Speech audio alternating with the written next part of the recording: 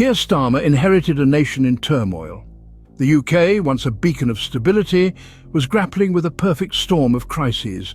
The economy sputtered, burdened by stagnant growth and soaring inflation. The National Health Service, once the envy of the world, struggled to cope with rising demand and shrinking budgets. Public trust in institutions had eroded, leaving a void filled with cynicism and disillusionment. Starmer, a former human rights lawyer, had campaigned on a message of hope and change. He promised to restore competence to government and compassion to its policies. He vowed to heal divisions and unite a nation fractured by Brexit and austerity. But the challenges he faced were immense, demanding difficult decisions and bold action.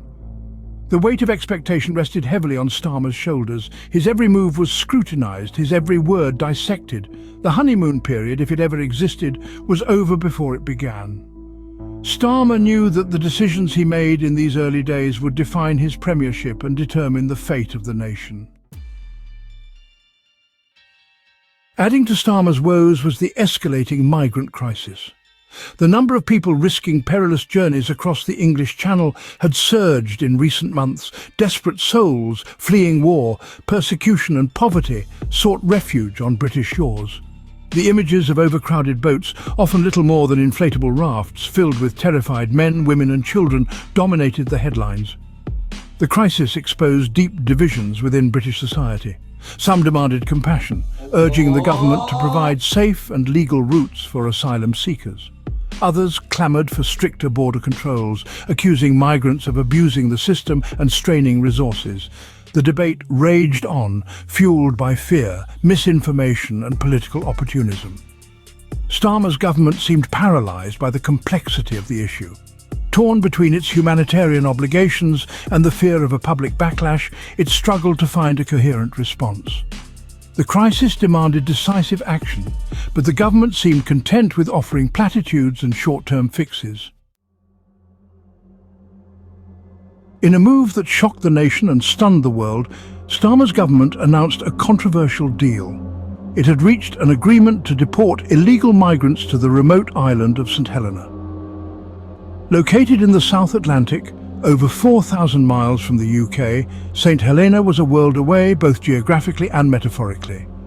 The deal, shrouded in secrecy, was met with a mixture of disbelief and outrage. Human rights groups condemned it as inhumane and illegal.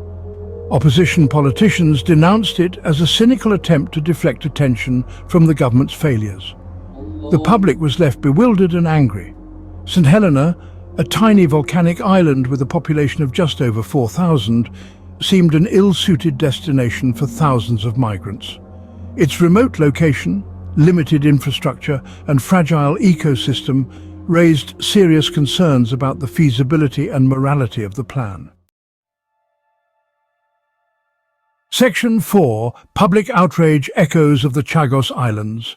The public outcry was immediate and intense. Protests erupted across the country, with demonstrators denouncing the deal as cruel and inhumane. Social media platforms were flooded with messages of anger and disbelief.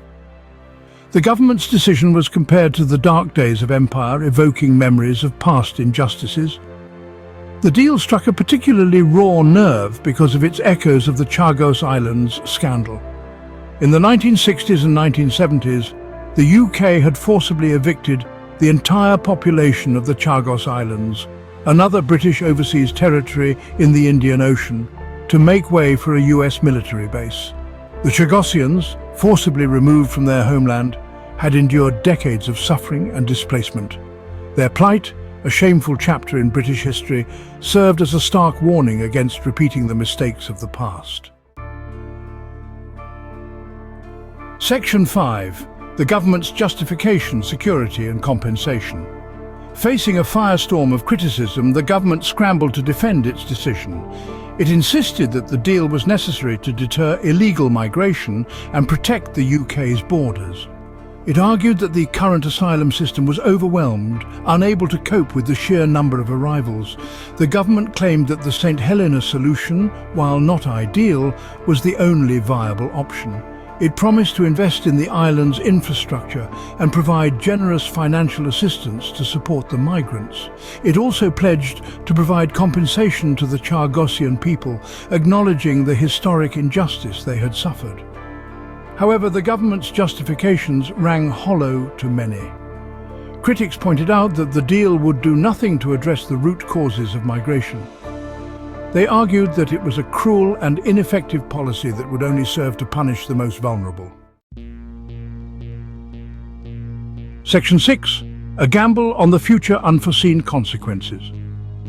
The long-term implications of the St. Helena deal remained unclear. The government insisted that it was a pragmatic and humane solution to a complex problem. Its critics, however, saw it as a reckless gamble with potentially disastrous consequences.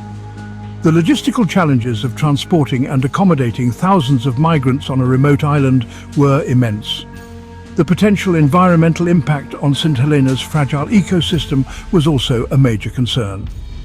Moreover, the deal raised serious legal and ethical questions about the UK's treatment of asylum seekers.